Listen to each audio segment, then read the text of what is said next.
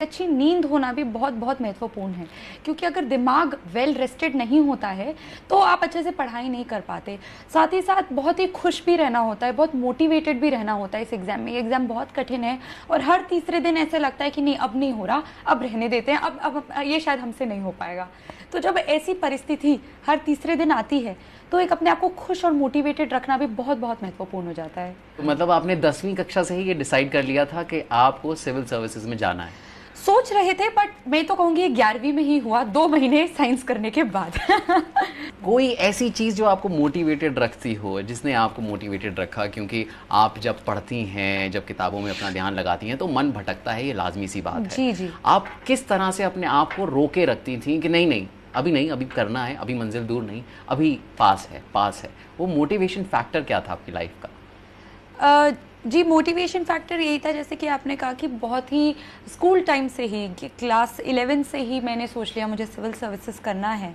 तो जब तब से ही एक वन ट्रैक माइंड बन गया था, तो मैंने कभी किसी और ऑप्शन के कंसिडर ही नहीं किया। हालांकि ऑप्शन थे कि मैं एकेडमिक्स में चली जाऊं, या मैं आगे लॉ कर लूं, या मैं पॉल साइंस ही आगे पढ़ लूं।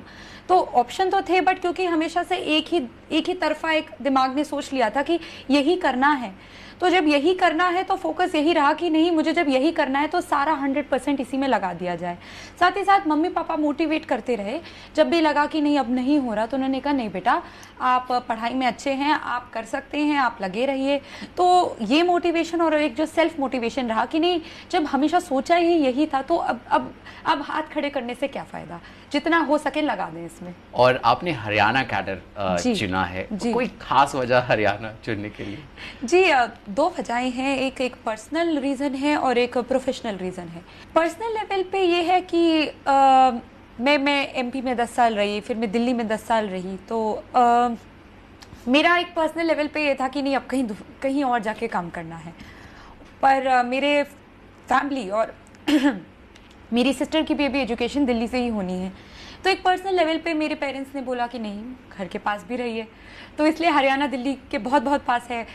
बिल्कुल 4 घंटे आप कहीं से भी हरियाणा से दिल्ली आ सकते हैं। तो एक पर्सनल रीज़न पे इसलिए हरियाणा को चूज़ किया।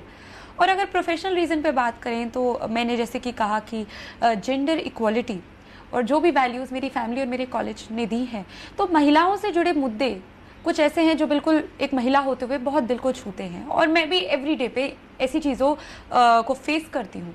तो और हरियाणा की अगर हम बात करें तो एक बहुत चैलेंजिंग स्टेट है और बहुत अपॉर्चुनिटीज़ भी हैं, क्योंकि वो इतनी चैलेंजिंग है।